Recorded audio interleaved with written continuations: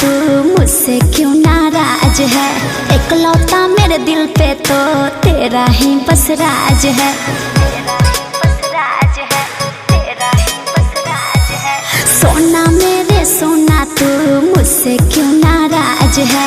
इकलौता मेरे दिल पे तो तेरा ही बस राज है। लाइफ टाइम ला पी ली मैंने, लाइफ टाइम ला पी ली मैंने इश्क की तेरी बूटी।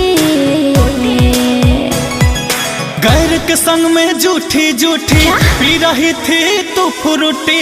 जात जा झूठी रे झूठी, जात जा झूठी रे झूठी, जात जा झूठी रे झूठी, जात जा झूठी रे झूठी। तुम झूठे हो।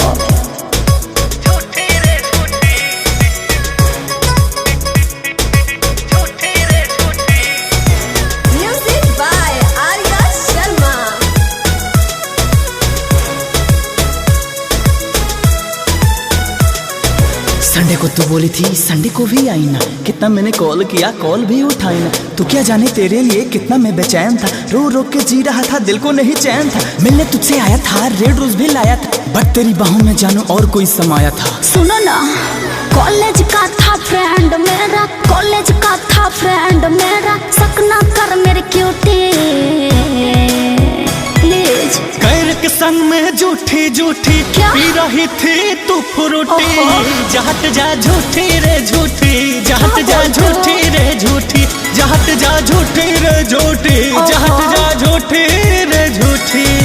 कुछ भी बोलते हो। झूठी रे झूठी, झूठी रे झूठी। ओहो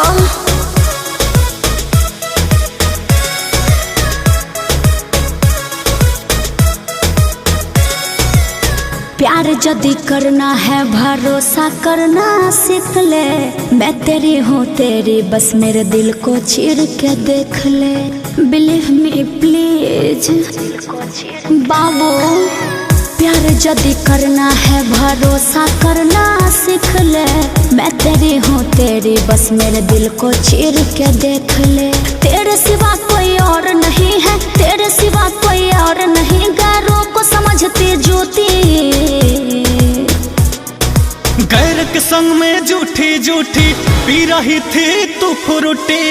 जात जा झूठी रे झूठी, जात जा झूठी रे झूठी, जात जा झूठी रे झूठी। मान जाओ, क्यों सताते हो।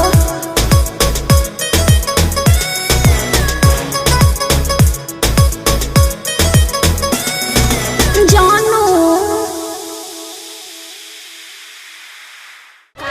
रही नंबर ब्लॉक करेला, झूठो साचो काहे हमारा पास शक करेला। प्यार पैनी तो रोजो का खेले होई। देख झूठ तनी कम बोल, बताओ सही सही। कहा दिल होई तो बोले ले होई, कैसे कही कि मजनुआ अकेले होई। दिल होई